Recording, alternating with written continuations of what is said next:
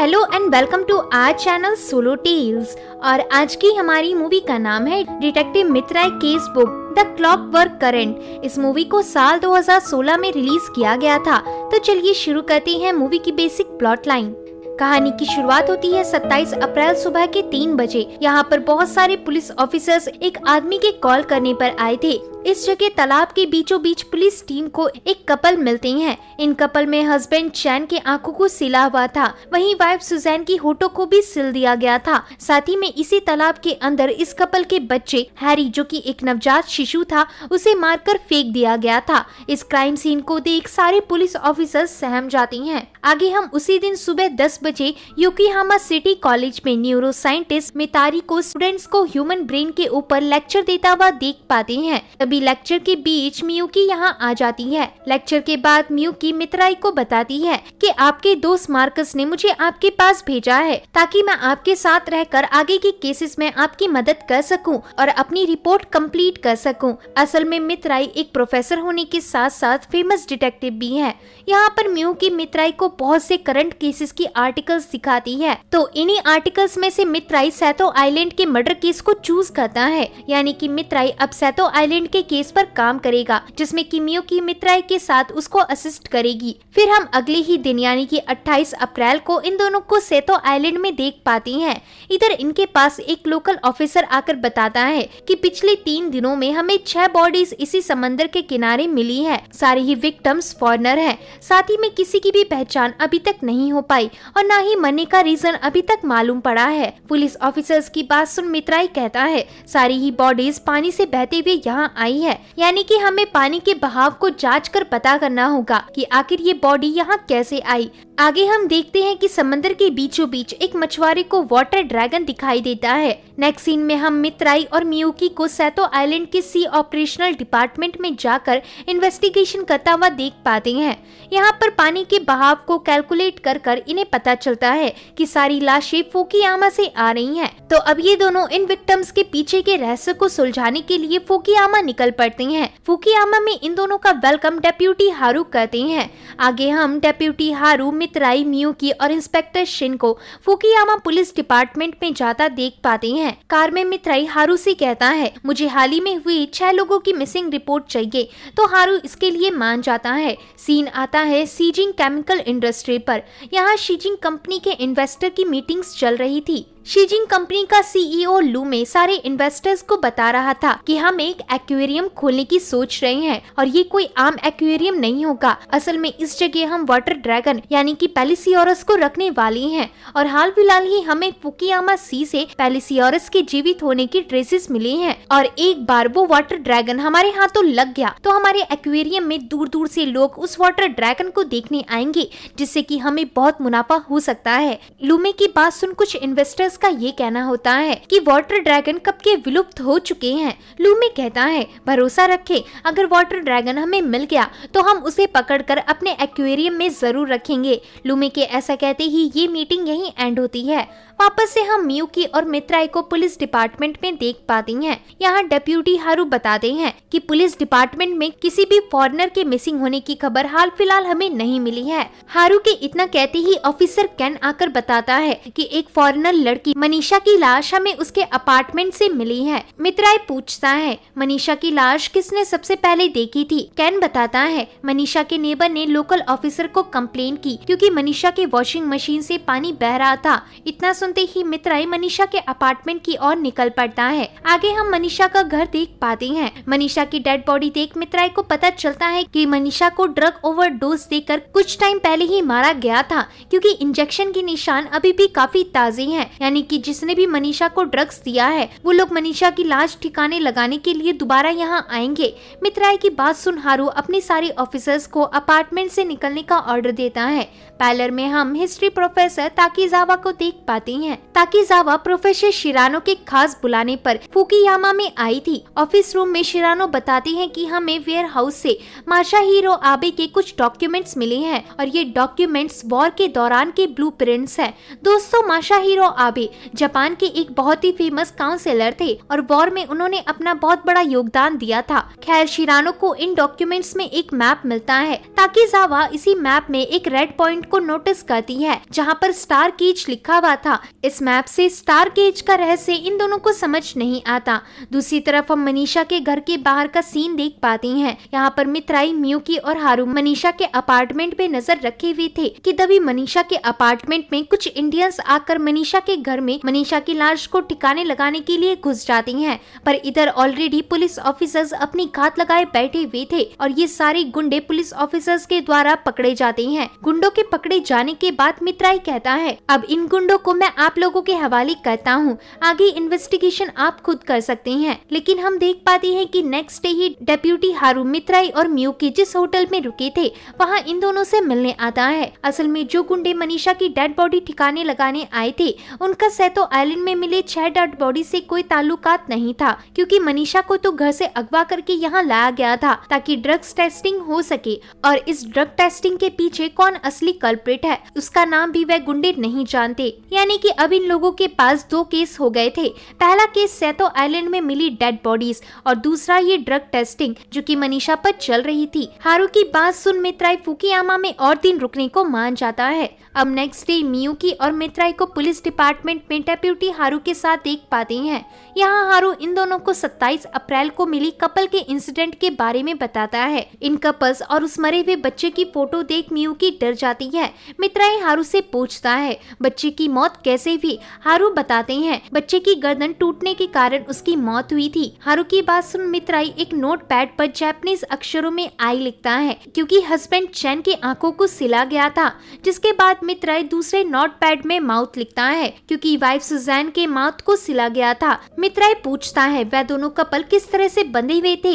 हारू कहता है उन दोनों कपल को एक छोटी और एक बड़ी लकड़ी से बांधा गया था। तो यहाँ मित्राई एक बड़ी और छोटी लकीर खींचता है। आगे मित्राई इन तीनों नोट पैड के पेपर को मिलाकर बताता है कि इन शब्दों में अगर फेरबदल किया जाए तो इसका मतलब पनिशमेंट बनता है। नेक्स्ट सीन में हम फुकुयामा सिटी हॉस्पिटल देख पाते हैं। हॉस्पिटल में मित्राई, मियुकी और हारू चैन से मिलने आए थे।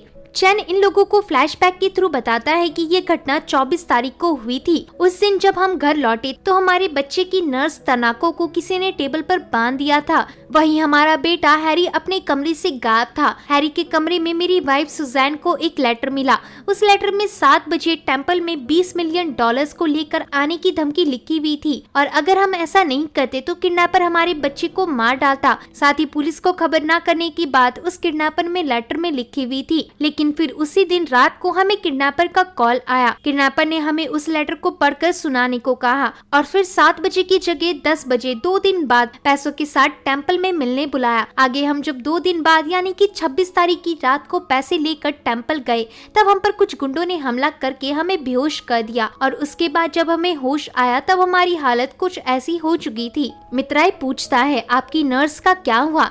चैन बताता है उसके पेट में चाकू मार कर किडनैपर भाग गया था।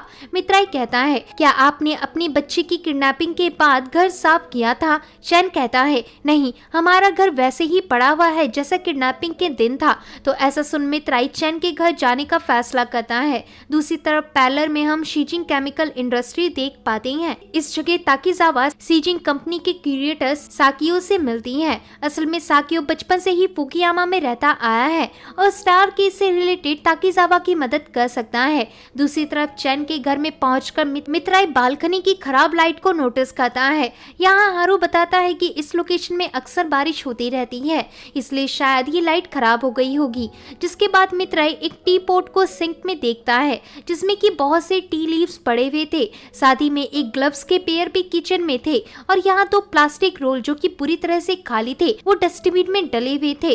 इधर मित्राई कहता है मुझे नहीं लगता कि तनाको कोई विक्टिम है। मित्राई के ऐसा कहते ही ये सीन यहीं कट होता है और आता है ताकीजावा पर।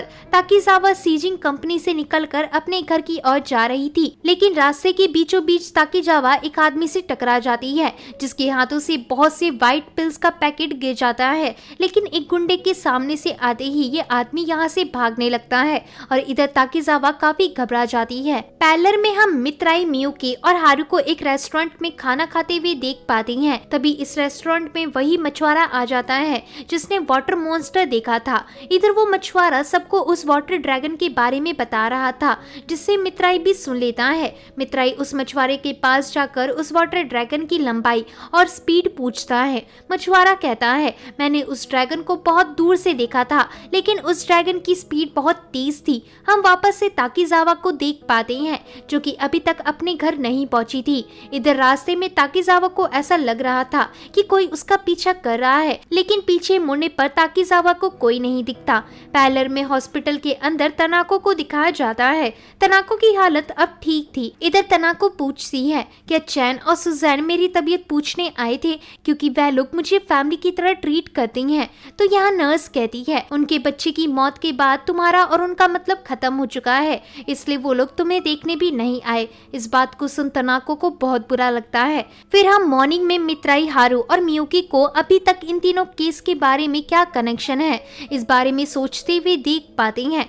मित्राई कहता है, पिछले 2 केसेस से ज्यादा तो किडनैपिंग का केस मुझे बहुत सोच में डाल रहा है, क्योंकि तनाको को जब किडनैपर ने चाकू मारा था तब तनाको को कोई इंटरनल डैमेज नहीं हुआ था, यानी कि हमला इस हिसाब से किया गया था जिससे कि तनाको को बचाया जा सके। हारू कहता है, ये तो लक की बात है। मित्राई कहता है, दूसरी बात, अगर किडनैपर ने लेटर में 7 बजे टेम्पल में पैसे लाने को लिखा था, तो फिर किडनैपर ने चैन को वापस से कॉल पर लेटर पढ़ने को क्यों कहा और फिर मिलने का टाइम 7 बजे की जगह 10 बजे क्यों कर दिया। इससे मुझे बस एक ही तर्क सूझ रहा है कि किडनैपर लेटर लिखते टाइम खुद बहुत ही ज्यादा कंफ्यूजन में था। मित्राई के ऐसा कहते ही हारू को हॉस्पिटल से कॉल आता है। कॉल कट होते ही हारू बताता है कि तनाको से अब इन्वेस्टिगेशन की जा सकती है। तो नेक्स्ट सीन में ये लोग तनाको से मिलती हैं। यहाँ तनाको बताती है कि 24 तारीख को जब मैं हैरी के रूम में थी, तभी एक नकाबपोश घर में घुस आया। मैंने उस किडनैपर को रोकना चाहा, लेकिन उस किडनैपर ने जल्दबाजी में मुझे चाकू मारकर टेबल से बांध दिया। मित्राई कहता है, जब ये सब हो रहा था तब क्या तुमने इस बीच हैरी की रोने की आवाज सुनी थी? तो तनाको हाँ में जवाब देती है। तनाको की बात सुन मित्राई मियुकी और हारू के साथ उसके रूम से निकल जाता है। हॉस्पिटल के हॉल में इन तीनों को शिन मिलता है। शिन असल में तनाको के रिलेटिव से इंसिडेंट के वक्त वह लोग कहाँ थे, इस बात की इन्वेस्टिगेशन करने गया था। शिन बताता है कि तनाको का एक भाई है जो कि बिजनेस स्कूल में होने के साथ साथ एक एथलीट भी है। वहीं तनाको का बॉयफ्रेंड साकियो सीजिंग कंपनी में क्यूरेटर का काम करता है और ये दोनों ही इंसिडेंट के दिन तनाको से नहीं मिले थे। इसके अलावा तनाको का कोई रिलेटिव नहीं है। शिन के ऐसा बताते ही हारू को डिपार्टमेंट से कॉल आता है। कॉल के बाद हारू इन्हें बताता है कि एक आदमी की मौत हो गई है। तो अब आगे मित्राई, मियुकी, हारू और शिन पुलिस डिपार्टमेंट में पहुंचती हैं। पुलिस डिपार्टमेंट में इन्हें ताकीजावा मिलती है। ताकीजावा बताती है कि आज सुबह जब मैं ब्रिज क्रॉस कर रही थी तभी मुझ पर 2 लोगों ने हमला कर दिया और इसी हमले में मैंने उन गुंडों में से एक गुंडे को ब्रिज से धक्का दे दिया, जिससे कि वो आदमी मेरे हाथों मारा गया। ताकीजावा को देख मियुकी को कुछ याद आता है और मियुकी ताकीजावा का नाम सर्च करके दिखाती है कि ताकीजावा एक फेमस हिस्ट्री प्रोफेसर है और फिलहाल स्टार केज पर रिसर्च कर रही है।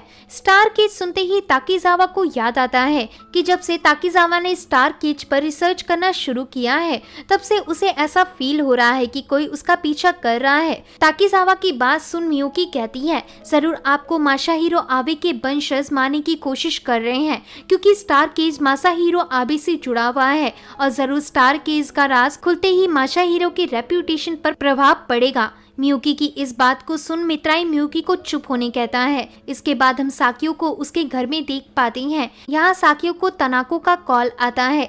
तनाको से साकियो किसी बात को लेकर माफी मांगता है, लेकिन तनाको कहती है वो बस एक एक्सीडेंट था। ऐसा कहकर तनाको कॉल काट देती है। दूसरी तरफ तानीजावा तोमोनारो इंटेलेक्ट लोकेशन में मियुकी और मित्राई को लेकर आती है और बताती है कि इस जगह शिप पुराने जमाने में रुका करती थी, क्योंकि बाकी जगह बहाव बहुत तेज हुआ करता था और जब बहाव थोड़े शांत होते थे तब वॉर का आगाज होता था। उसी वॉर में ओडा नोबुनागा ने एक ऐसी शिप बनाई थी जो कि लकड़ी की बनी हुई थी और उसका बाहरी सतह स्टील का था, पर फिर भी ओडा नोबुनागा वॉर में हार गए और ऐसा क्यों हुआ था उसका राज स्टार केज में छिपा हुआ है। आगे ताकीजावा इन दोनों को शीजिंग कंपनी में लेकर आती है क्योंकि इस ऑफिस में ताकीजावा के कुछ डॉक्यूमेंट्स पड़े हुए थे। रास्ते में ताकीजावा की मुलाकात सीईओ लूमे और साकियो से होती है। साकियो के हाथों में लगी पट्टी देख मित्राई पूछता है, आखिर आपके हाथों में ये चोट कैसे लगी? मित्राई की बात सुन सीईओ लूमे पास आकर कहते हैं, साकियो जवान है और वो इधर उधर कूदता फांदता रहता है, शायद इसलिए उसको चोट लग गई होगी। नेक्स्ट सीन में ताकीजावा मित्राई और मियुकी को बताती है कि शीजिंग कंपनी 30 साल पहले दिवालिया हो गई थी क्योंकि उस टाइम यहाँ पर बनाए गए केमिकल प्रोडक्शन को बंद करवा दिया गया था।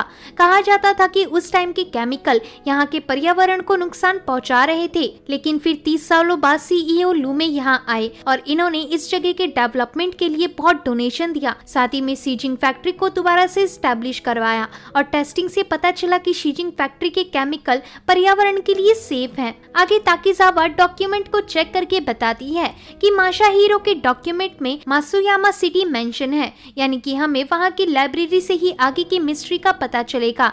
तो अब ये तीनों मात्सुयामा सिटी में जाते हैं। मात्सुयामा सिटी का लाइब्रेरियन इन्हें वॉर के ब्लूप्रिंट देते हुए बताता है कि मेरे पास पुराने डॉक्यूमेंट्स नहीं है, आपको सारे डॉक्यूमेंट मासाहिरो आबे के डिसेंडेंट्स के पास ही मिलेंगे। ताकीजावा कहती है, क्या आप उन्हें जानते हैं? लाइब्रेरियन कहता है, उन लोगों ने अपना सरनेम चेंज कर दिया है, लेकिन उनका एक ग्रेट ग्रैंडसन है, उसका नाम साकियो है। इसे सुन ताकीजावा कहती है, साकियो ने मुझे ये बात क्यों नहीं बताई कि उसके पास ये सारे डॉक्यूमेंट्स मिल सकते हैं। तो अब ये तीनों साकियो के पास जाती हैं। साकियो यहाँ पर पहले तो ताकीजावा से माफी मांगता है और फिर ताकीजावा मित्राई और मियुकी को बताता है कि स्टार केज असल में एक बोट है जिसे कि वॉर के लिए तैयार किया गया था। ये बोट इतना हाईटेक था कि उसे पानी के बहुत अंदर तक ले जाया जा सकता था। इधर साकियो उस बोट का मिनी ब्लूप्रिंट और मॉडल दिखाता है और इसी जगह से स्टार केज की गुत्थी सुलझ जाती है। जाते टाइम मित्राई साकियो से कहता है, क्या आप 24 तारीख को तनाको से मिले थे? तो साकियो ना में जवाब देता है। तब मित्राई कहता है, बहुत जल्द हम किडनैपर को पकड़ लेंगे क्योंकि हमें चैन के घर में किडनैपर द्वारा छोड़े गए ग्लव्स मिले हैं और उस ग्लव में किडनैपर के फिंगरप्रिंट्स हैं। ऐसा कहकर मित्राई यहाँ से चला जाता है। आगे पुलिस डिपार्टमेंट में जाकर मित्राई हारू से कहता है, क्या आज रात आप फ्री हैं? तो हारू हाँ में जवाब देता है। आगे रात को साकियो चुपके से चैन के घर में आता है और इधर साकियो को मित्राई रंगे हाथों पकड़ लेता है। मित्राई बताता है, मैंने झूठ बोला था कि ग्लव्स में फिंगरप्रिंट है। तो इस बात को सुन साकियो सच्चाई रिवील करता है। साकियो कहता है, 24 तारीख को शाम को मुझे तनाको का कॉल आया था। फिर जब मैं यहाँ आया तब मैंने तनाको को जख्मी हालत में पाया। तनाको ने साकियो को बताया कि गलती से तनाको ने हैरी को मार डाला है और अब तनाको भी मरना चाहती है, लेकिन साकियो ने तनाको को ऐसा करने से मना किया और अब यहाँ पर तनाको ने एक प्लान बनाया।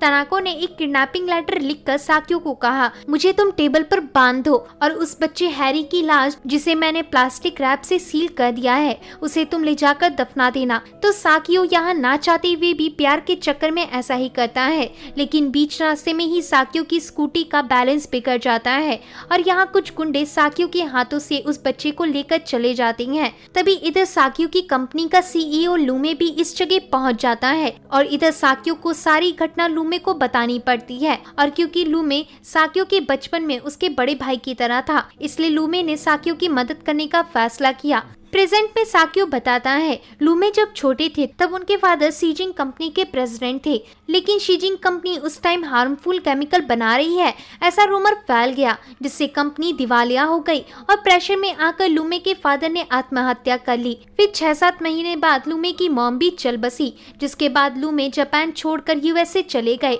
और वहां से आने के बाद उन्होंने वापस अपने फादर के प्रोजेक्ट को आगे बढ़ाया। मित्राई कहता है, आखिर वो बच्चा मरा कैसे? तो साकियो के पास इसका जवाब नहीं होता और अब इस सवाल का जवाब जानने के लिए ये लोग तनाको के पास जाती हैं। यहाँ तनाको को मित्राई बता देता है कि साकियो ने अपना मुंह खोल दिया है। तो इस बात को सुन तनाको भी यहाँ सच्चाई रिवील करती है। तनाको बताती है कि उस रात हैरी को जब भी मैं गोद से उतार रही थी और उसे सुलाने की कोशिश कर रही थी तो वो रोता ही जा रहा था, इसलिए मुझे हैरी को लेकर ही बालकनी की लाइट को ठीक करने जाना पड़ा और उसी समय मेरा पाँव फिसला क्योंकि उस टाइम बारिश बहुत हो रही थी, जिस कारण हैरी ऊपर से नीचे गिर गया। जब मैंने नीचे जाकर देखा तब हैरी मर चुका था। उस टाइम मेरे दिमाग में बहुत से ख्यालात उमड़ रहे थे। अगर लोगों को पता चल जाता कि मेरी लापरवाही से हैरी मारा गया तो मेरा नर्सिंग लाइसेंस कैंसिल हो जाता, साथ ही में मेरे भाई का फ्यूचर भी बर्बाद हो जाता। इसलिए मैंने साकियो को घर पर बुलाया और फिर मैंने ही उस लेटर को लिखकर साकियो को उस बेबी को प्लास्टिक रैप में लपेटकर साकियो को कहा कि बच्ची को कहीं ठिकाने लगा देना। तनाको की बात सुन मित्राई कहता है, लेकिन फिर तुम्हारा प्लान तब बिगड़ा जब साकियो की स्कूटी रास्ते में फिसल गई और उस टाइम लूमे के गुंडे उस बच्चे की लाश को लेकर चले गए, क्योंकि उन गुंडों को लगा कि साकियो के बैग में ड्रग्स हैं। तभी वहाँ सीईओ लूमे भी आ गए और क्योंकि लूमे साकियो के बड़े भाई की तरह थे इसलिए उन्होंने साकियो की मदद की और लूमे ने ही अपनी आवाज बदलकर चैन को कॉल पर तुम्हारा लिखा हुआ लेटर पढ़ने को इसलिए कहा था ताकि लूमे जान सके कि लेटर में क्या लिखा हुआ है। जिसके बाद लूमे ने ही टाइम 7 बजे की जगह 10 बजे का कर दिया। फिर जब चैन और सुजैन रैंसम के पैसे लेकर टेम्पल गए तब लूमे के लोगों ने ही उन दोनों को किडनैप करके उनकी ऐसी हालत कर दी ताकि सबको ऐसा लगे कि उन कपल से बदला लिया जा रहा है। वहीं पैलर में हम देख पाते हैं कि साकियो लूमे से मिलकर इन सब के बारे में पूछता है और यहाँ साकियो को पता चलता है कि लूमे अपनी कंपनी में बहुत खतरनाक ड्रग्स को बना रहा है और उसी ड्रग के ऊपर काफी समय से टेस्टिंग चल रही है। लूमे कहता है, मैं इस शहर से अपने फादर का बदला लेने आया था। मैं इस जगह को तबाह करना चाहता हूँ, मुझे बस पैसों से मतलब है। साथ ही में मैं उस वाटर ड्रैगन को पकड़कर एक बड़ा एक्वेरियम खोलूंगा। ऐसा कहकर लूमे इस जगह से फरार होने के लिए निकल जाता है क्योंकि लूमे की फैक्ट्री पर जल्द ही छापा पड़ने वाला था। आगे लूमे की शीजिंग कंपनी में छापा पड़ता है और यहाँ पर पुलिस ऑफिसर्स को बहुत से ड्रग्स के सैंपल मिल जाते हैं। हारू को खबर मिलती है कि लूमे समंदर के रास्ते एक शिप के थ्रू कब का निकल चुका है। मित्राई भी इस खबर को सुन मियुकी के साथ एक प्राइवेट बोट को लेकर लूमे की शिप की तरफ बढ़ता है। आगे मित्राई लूमे की शिप के पास पहुंचकर लूमे को खुद को सरेंडर करने का सुझाव देता है, लेकिन लूमे इसका कोई जवाब नहीं देता। तभी हम एक वाटर ड्रैगन जैसी शिप को देख पाते हैं जो कि बहुत तेजी से लूमे की शिप की तरफ बढ़ रही थी। यहाँ से हम समझ पाते हैं कि इतने दिनों से जो लोग जिसे वाटर ड्रैगन समझ रहे थे वो असल में एक शिप थी। तभी इस शिप से साकियो बाहर निकलता है और साकियो को देख लूमे समझ जाता है कि वाटर ड्रैगन जैसी कोई चीज ही नहीं थी, जबकि वाटर ड्रैगन जैसी दिखने वाली ये एक शिप थी। इधर लूमे इस शिप को देखकर स्माइल करता है और साकियो भी उस बोट से कूद जाता है, जिसके बाद वाटर ड्रैगन वाली बोट लूमे की शिप से टकराकर टूट जाती है और इधर लूमे की शिप में आगे की ओर डेंट पड़ जाता है, यानी कि लूमे इस शिप से आगे नहीं जा पाएगा। फिर कुछ देर बाद हम साकियो को मित्राई की बोट में देख पाते हैं। यहाँ साकियो बताता है कि उस वाटर ड्रैगन वाली शिप को मेरे फादर ने माशिहिरो आबे की डिजाइन से इंस्पायर होकर बनाया था और मेरे फादर की डेथ के कुछ टाइम बाद ही मुझे इस शिप का पता चला जिसकी मैं टेस्टिंग किया करता था। उसी टाइम लूमे को लगा कि फुकुयामा आइलैंड में वाटर ड्रैगन मॉन्स्टर है, इसलिए लूमे उस ड्रैगन की खोज में लग गया, लेकिन वाटर ड्रैगन जैसी कोई चीज नहीं होती। नेक्स्ट सीन में हम देख पाते हैं कि लूमे को अरेस्ट कर लिया जाता है। इधर मित्राई आकर लूमे को साकियो का वही वाटर ड्रैगन वाला टॉय दिखाता है जिसे लूमे ने बचपन में साकियो को दिया था। लूमे इसे देख यहाँ से चला जाता है। आगे तानीजावा मित्राई का थैंक्स करती है क्योंकि मित्राई के कारण ही स्टार केज की पहेली सॉल्व हुई थी। असल में स्टार केज बस एक शिप का मार्ग था। यहाँ पर हारू भी मित्राई को थैंक्स कहता है क्योंकि मित्राई के कारण ही वो लाशें जो समंदर में पाई गई थी उनकी भी गुत्थी सॉल्व हो गई थी। असल में उन लाशों पर सीजिंग कंपनी ड्रग टेस्ट कर रही थी और फॉरेनर लोगों पर ये टेस्टिंग इसलिए की जा रही थी क्योंकि वो सारे ही इलीगल इमिग्रेंट्स थे जिसे कोई भी सीजिंग कंपनी पर केस या फिर उन लाशों की मिसिंग रिपोर्ट नहीं लिखवा सकता था। इधर तानीजावा और हारू ऐसा बोलकर निकल जाते हैं। इधर मित्राई और मियुकी सी को देखने लगते हैं और इसी के साथ ये मूवी एंड हो जाती है। तो दोस्तों आपके दिमाग में अभी भी एक क्वेश्चन होगा कि तानीजावा के ऊपर हमला क्यों हुआ था, तो मैं इधर आपको बता दूं तानीजावा के ऊपर लूमे के लोगों ने ही हमला किया था और इसका कारण ये था कि जब तानीजावा क्यूरेटर साकियो से मिली थी तो उस टाइम शायद लूमे ने इन दोनों को देख लिया होगा और यहाँ लूमे को लगा होगा कि तानीजावा ड्रग टेस्टिंग के ऊपर रिसर्च कर रही है, जिस कारण लूमे ने ही अपने आदमियों को कहकर तानीजावा को मरवाने के लिए तानीजावा पर हमला करवाया होगा। तो होप है कि आपके सारे डाउट्स क्लियर हो गए होंगे। आशा करती हूँ आपको ये मूवी पसंद आई होगी। अगर वीडियो पसंद आता है तो वीडियो को लाइक और चैनल को सब्सक्राइब करें। मिलते हैं ऐसे ही एक और मजेदार वीडियो के साथ, तब तक के लिए आप अपना ध्यान रखें। धन्यवाद।